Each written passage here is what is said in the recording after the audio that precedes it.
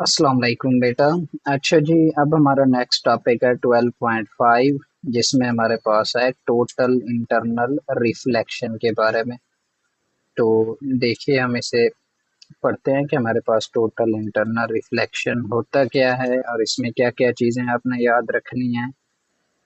इसमें बेटा दो चीज़ों का कंसेप्ट होता है हमारे पास। एक होता है क्रिटिकल एंगल, और फिर उसके बाद आपके पास आता है टोटल इंटरनल रिफ्लेक्शन का फिनोमेना। अब देखिए, हम रिफ्लेक्शन पहले पढ़ चुके हैं, लेकिन इनमें फ़र्क देखें, हम रिफ्लेक्शन भी पढ़ चुके हैं और रिफ्रैक्शन भी पढ़ चुके हैं। रिफ्लेक्शन में बेटा ये होता था कि लाइट जब एक मीडियम से दूसरे मीडियम में ट्रैवल करती है, उसकी सरफेस के साथ हमारे पास टकराती है, तो वो बाउंस बैक हो जाती है पहले मीडियम में, उसे हम कहते थे रिफ्लेक्शन। अब ये बेटा हमारे पास है total internal reflection.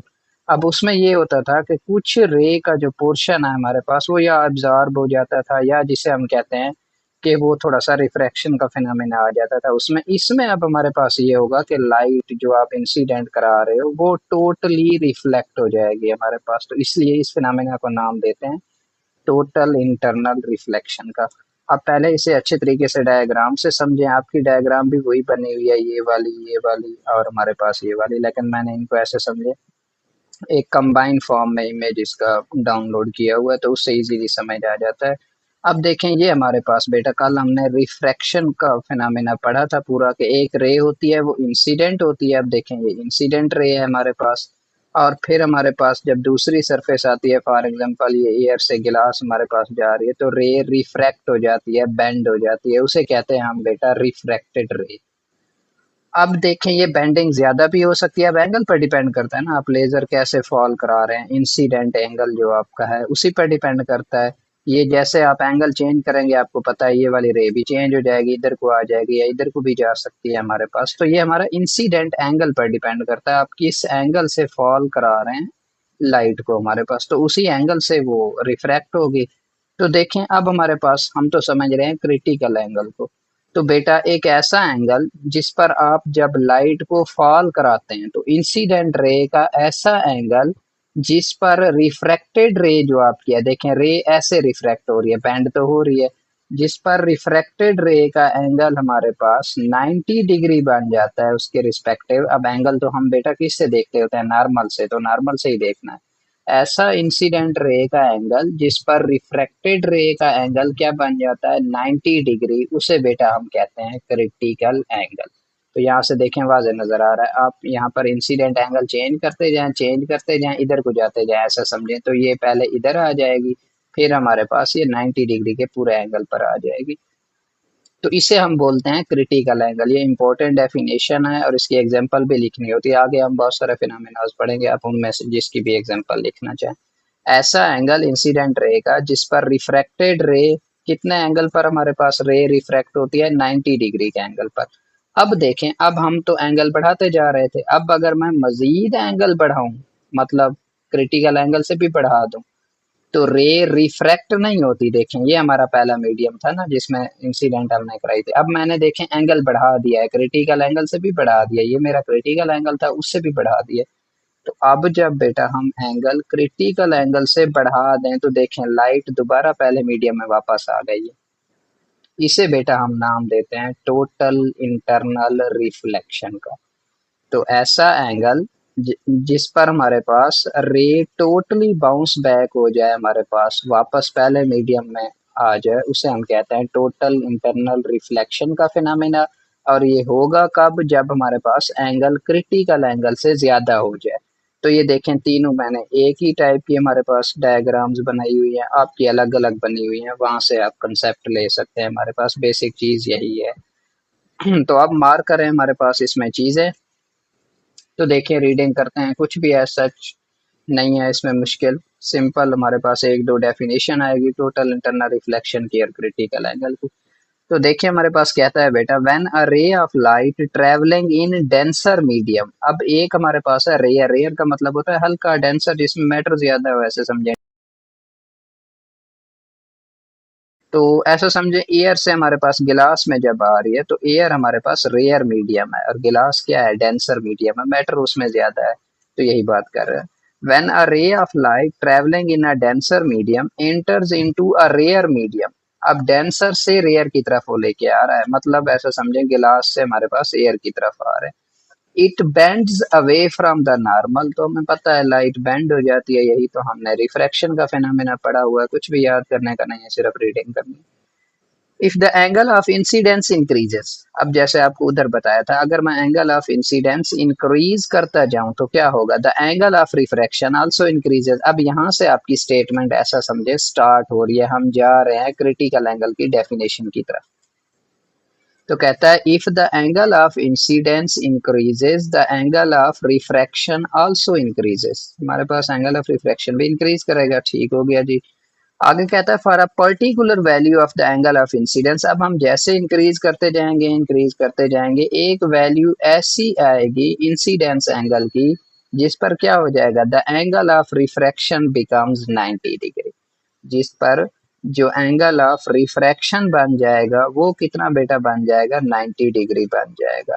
The angle of incidence that causes the refracted ray in the rare medium to bend through 90 degree, अब जो बेंड होती है आपको पता है वो हमारे पास कौन सी रिफ्रैक्टेड रे होती है, तो ऐसा एंगल जिस पर हमारे पास इंसिडेंट जो रे थी वो वजह बनी है रिफ्रैक्टेड रे के 90 डिग्री के एंगल पर, तो उसे हम क्या नाम देते हैं, क्रिटिकल एंगल। तो अगर कोई यहाँ से स्टार्ट करना चाहे तो ज़्यादा बेस्ट है, हमारे पास डेफिनेशन थोड़ा सा लेंथी बन जाएगी, तो इसे आप ऐसे समझें, हाईलाइट कर लीजिएगा। यही पोर्शन हमारे पास देखें, डेफिनेशन आ गई जी क्रिटिकल एंगल की, एग्जाम्पल आगे से पिक कर लीजिएगा।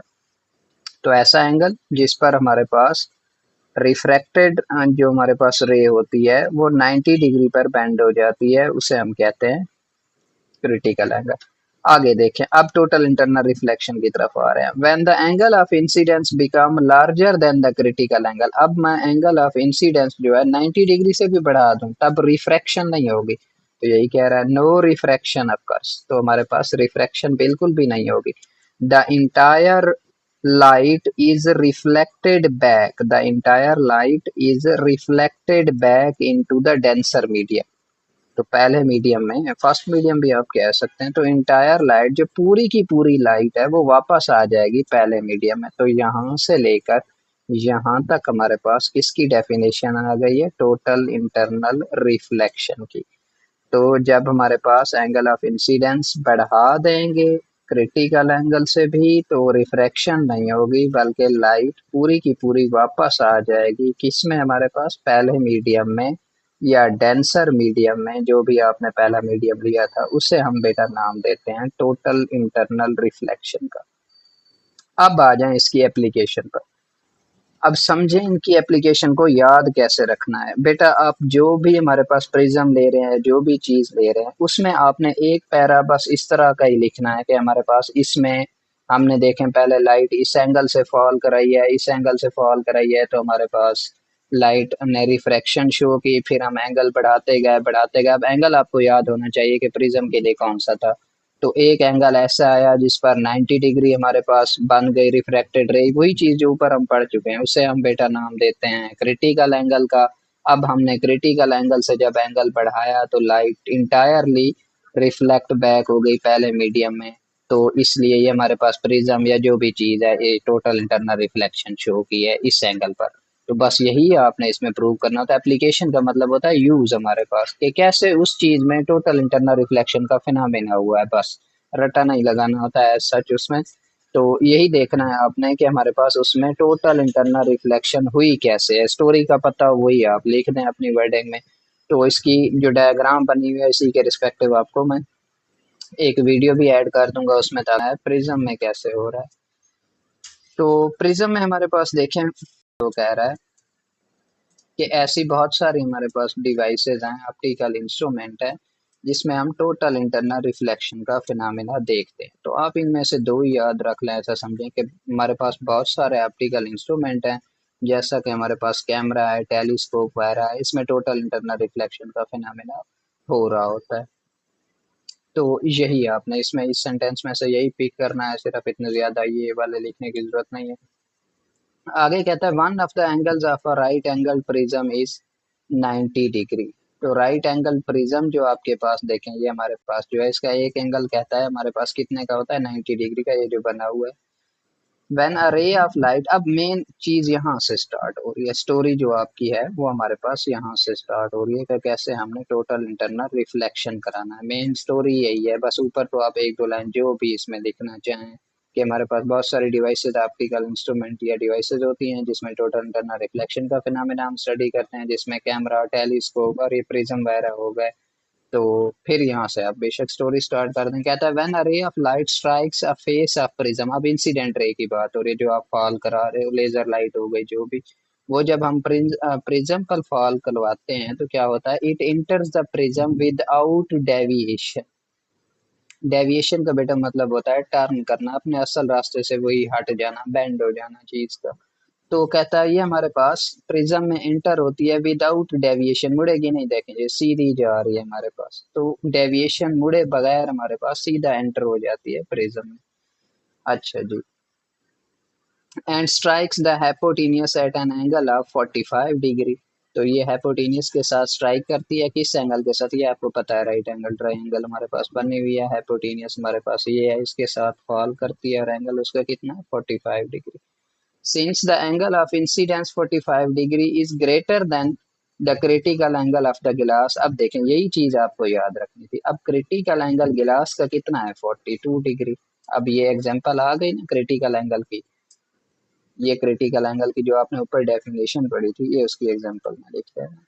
तो कहता है हमने जो हमारे पास फॉल कराई है लाइट, ये पहले ही स्टार्ट हो गया कि क्रिटिकल एंगल से ही ग्रेटर उसने हमारे पास फॉल कराई है। तो आप बेशक स्टोरी थोड़ा सा जनरेट करने के लिए कि कम पर जनरेट कराई है, रिफ्रैक्ट हुई है पहले, फिर एंगल बढ़ाया है, तो टोटल इंटरनल रिफ्लेक्शन हो गई, तो इसने डायरेक्टली 45 डिग्री एंगल पर फॉल कराई है। और क्रिटिकल एंगल कितना था, 42 डिग्री, तो देखें उससे ज्यादा है ना, क्रिटिकल एंगल से जब ज्यादा होगा तो टोटल इंटरनल रिफ्लेक्शन ही होती है।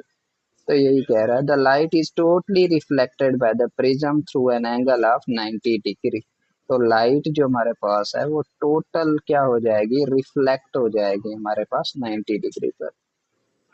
तो यही हमारे पास two such prism are used in periscope, the light is totally reflected by the prism by an angle of 180 degree. Two such prism are used in binoculars हमारे पास। तो यही इसमें कह रहा है कि किस किस में यूज होता है। मेन चीज आपकी यही स्टोरी है, इसमें से एक दो लाइन रह जाए भी कोई मसला नहीं है कि प्रिज्म में हमारे पास टोटल इंटरनल रिफ्लेक्शन कैसे होती है, डायग्राम बनानी है, और यही स्टोरी हमारे पास एक पैरा समझें, 6 7 8 लाइन्स इनफ होंगे इसके लिखने के लिए।